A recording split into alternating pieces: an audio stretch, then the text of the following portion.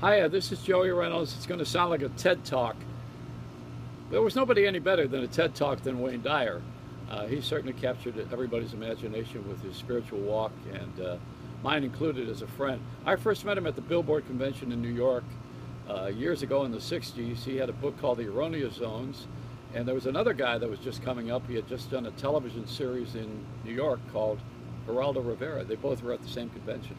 And I kind of stayed friendly with I would say the media part of it, but then I got personal with Wayne, and he was my therapist in Fort Lauderdale. He used to play tennis, and he even one day threw his balls down and went to the office on Federal Highway, opened it up, and helped me, coach me through my divorce. Well, not my divorce, our divorce. It's more than one person involved in a divorce. Wayne coached me on that one, and how to take care of the kids in a spiritual way. He was always a really good friend.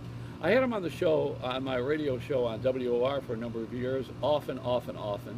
And I would do the show from Hawaii, thanks to my friend Dale Parsons, and Honolulu and Maui for a couple of times every year, and Wayne was always there, and he sat through the whole thing. He was great friend. And this last year, he was ill from leukemia.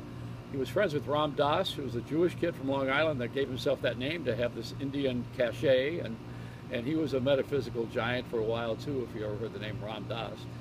Wayne tended to him in a very compassionate fashion for a couple of years, and even fed him. Wayne was a great guy, and he had his own issues. He brought a lady who was locked in a bathroom in Africa when her family was killed. She lived in that bathroom for about 6 months, Maculee, and he brought her to the show one night. He always did good things he did things for the greater good. And I miss Wayne. He's friends with Alan Cohen, and Alan is another metaphysical author who's still with us. Alan gave me this shirt, as a matter of fact. Aloha, Alan. Wonderful, wonderful friends, and they're all tied. We're all together. See, I mean, everybody's tied in if you really look at it that way, and we all are in a connection that is spiritual. Now, you know, Mother Teresa, when she died, there wasn't as big a funeral for her as there was for Princess Di, who admired Mother Teresa. Not as big a funeral for Wayne Dyer as there is for Wes Craven, who is the horror filmmaker. Because there's a great deal of adulation, but you know, the spiritual walk is a little bit, it's considered to be more of a fantasy than even Wes Craven's horror movies, you know, which it truly is a fantasy. I mean, it's just the way we are. We don't want to accept the spiritual walk that we're on. It's very simple and difficult for some people. Oprah embraced it years ago.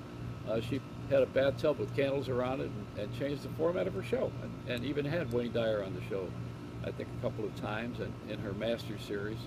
And we're all friends, you know. I mean, all of us. We're all together in this, and we all have been doing our best to move forward and to share whatever we have. We give it away to keep it. That's the whole precept of it.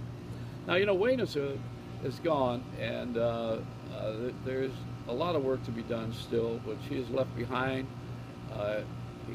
He has the keys to the kingdom. I'm sure there's a big celebration for him in the heavens. He's going to be well received for all of his goodness.